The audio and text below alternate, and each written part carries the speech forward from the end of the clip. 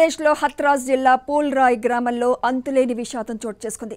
ఆధ్యాత్మిక కార్యక్రమంలో తొక్కిసలాట జరిగి 120 మందికి పైగా భక్తులు మృత్యువాత పడ్డారు. వీరిలో అందరూ మహిళలే ఉన్నారు. సత్సంగ్ ముగిశాక బయటకు వచ్చే క్రమంలో ఒకరిపై ఒకరు పడిపోవడంతో ఊపిరాడాక ప్రాణాలు కోల్పోయారు. ఇటీవలి కాలంలో దేశంలో జరిగిన ఘోరమైన విషాద సంఘటన ఇదే. తొక్కిసలాటలో ఏకంగా 120 మందికి పైగా మరణించడం పట్ల రాష్ట్రపతి ద్రౌపది ముర్ము, ప్రధాని నరేంద్ర మోదీ, ఉత్తరప్రదేశ్ ముఖ్యమంత్రి యోగి ఆదిత్యనాథ్ తదితరులు దిగ్భ్రాంతి వ్యక్తం చేశారు. బాధిత కుటుంబాలకు, క్షతగాత్రులకు ప్రధానమంత్రి కార్యాలయం, ఉత్తరప్రదేశ్ ప్రభుత్వం పరిహారం ప్రకటించాయి.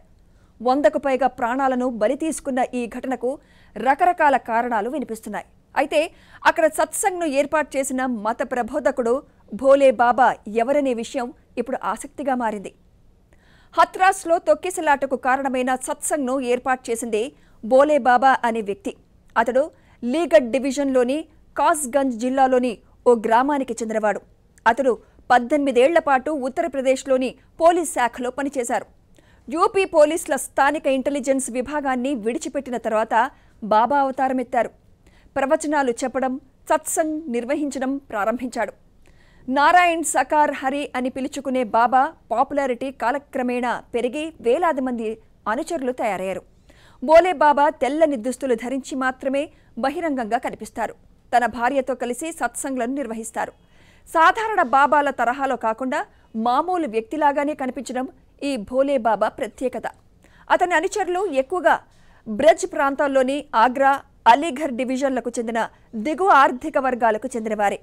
ఈ బాబాకు వెస్టర్న్, ఉత్తరప్రదేశ్, ఉత్తరాఖండ్, హర్యానా, రాజస్థాన్, ఢిల్లీ సహా దేశవ్యాప్తంగా లక్షలాది మంది ఫాలోవర్స్ ఉన్నారు. తనకు గురువు ఎవరూ లేరని, స్వయంగా భగవంతుడే తనకు సత్యాన్ని బోధించారని భోలే బాబా చెబుతారు. గతంలో తనతో ఓ దేవత మాట్లాడిందని చెప్పుకుంటాడు. అనేక ఆధునిక మతపరమైన వ్యక్తుల మాదిరిగా కాకుండా భోలే బాబా సోషల్ మీడియాకు దూరంగా ఉంటారు. ఏ ప్లాట్ఫారంలోనూ అధికారిక ఖాతాలను కలిగి లేరు. అట్టడుగు స్థాయిలో ఆయన ప్రభావం ఎక్కువగా ఉందని ఆయన అనుచరులు పేర్కొంటున్నారు.